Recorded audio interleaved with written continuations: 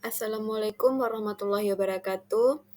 Perkenalkan kami dari kelompok 5 yang beranggotakan saya sendiri Amelia Ramadhani dan rekan saya Syifa Kalista, Lutfia Khairuneza, Tika Ardiansyah Putri, dan Gina Hayatun Nufus. Di sini kami akan mempresentasikan hasil proposal kami yang berjudul Pisang Lumer. Baiklah, saya akan menjelaskan terlebih dahulu mengenai latar belakang. Indonesia kaya akan flora dengan lebih dari 37.000 jenis tumbuhan, namun hanya sedikit yang telah diteliti manfaatnya.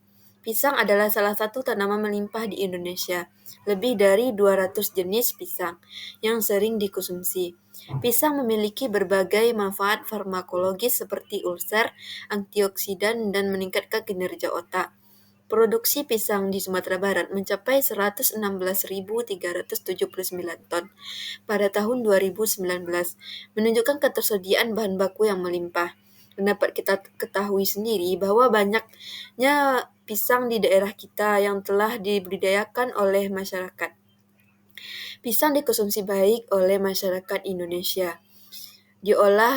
Boleh diolah secara langsung maupun dimakan secara langsung. Yang akan berbeda rasanya jika pisang dimakan langsung atau diolah. Alasan bisnis ini didirikan yaitu yang pertama menghadirkan cemilan lezat, bergizi, dan bernilai ekonomi tinggi. Yang kedua, menawarkan alternatif cemilan sehat berbahan alami pisang. Yang ketiga, membantu petani pisang lokal. Yang keempat, meningkatkan nilai tambah komoditas. Yang kelima, menjawab kebutuhan pasar akan cemilan unik dari segi rasa, tekstur, dan penyajian. Yang keenam, menciptakan tren baru di dunia kuliner dan mendukung UMKM serta pertanian lokal. Baiklah, saya akan menjelaskan mengenai tahapan usaha dan juga kategori usaha. Yang pertama, pemilihan alat dan bahan baku. Hal ini menjadi sangat penting sebelum dilakukannya sebuah produksi.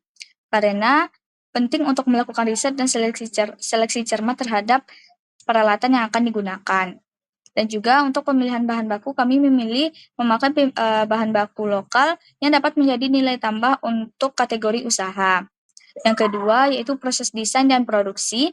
Setelah alat dan bahan siap, tahap selanjutnya adalah merancang produk itu sendiri, termasuk bentuk, ukuran, kemasan, dan juga branding awal. Dilanjutkan dengan proses produksi yang sebenarnya, di mana bahan baku diolah menjadi produk sesuai dengan standar yang telah ditentukan. Yang ketiga, yaitu uji coba resep. Hal ini merupakan bagian yang penting untuk memastikan kualitas dan konsistensi sebuah produk dan juga untuk menemukan formulasi rasa yang terbaik. Yang keempat, pemasaran dan distribusi produk. Setelah produk final siap, langkah terakhir adalah merencanakan strategi pemasaran untuk memperkenalkan produk kepada target pasar. Dapat dilakukan melalui media sosial maupun dengan pameran. Kategori usaha, industri makanan dan minuman food and beverage, khususnya cemilan modern berbasis lokal. Baiklah, saya akan melanjutkan mengenai konsumen potensial dan juga analisis kompetitor. Untuk konsumen potensial atau target konsumennya adalah berupa mahasiswa dan juga pelajar di sekitar kampus, karyawan dan pekerja muda, serta masyarakat umum yang pecinta jajanan manis dan kuliner yang modern.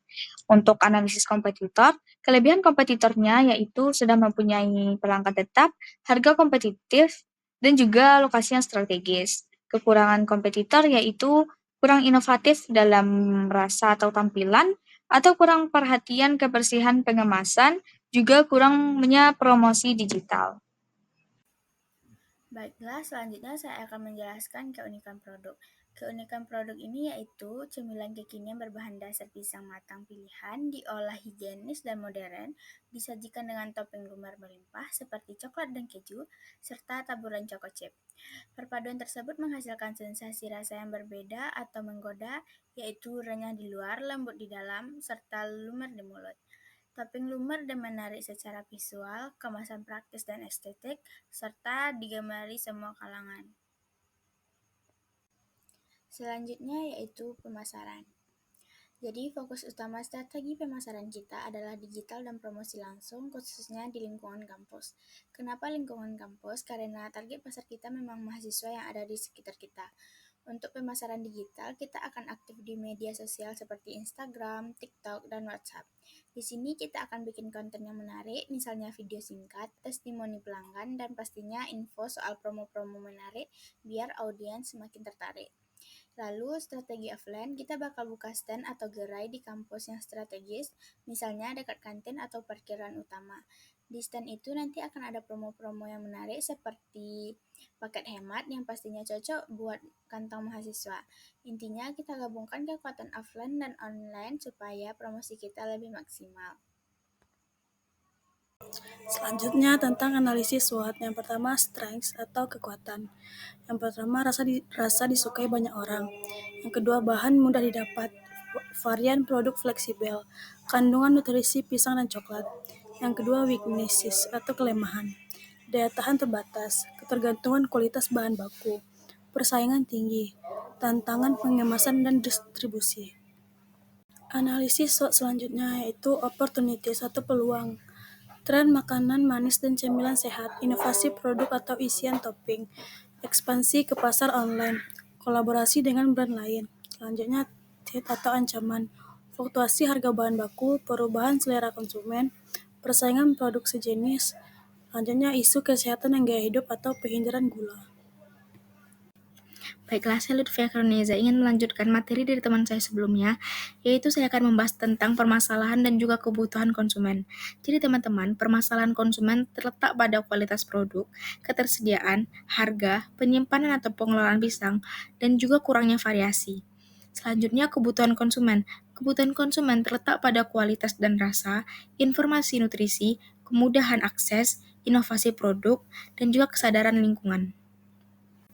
Selanjutnya, yaitu strategi menghadapi permasalahan dan juga memenuhi kebutuhan. Jadi teman-teman ada 5, yaitu pertama meningkatkan kualitas produk, yang kedua diversifikasi produk, yang ketiga edukasi konsumen tentang manfaat pisang, yang keempat menjaga harga kompetitif, dan yang terakhir yaitu layanan pelanggan yang baik.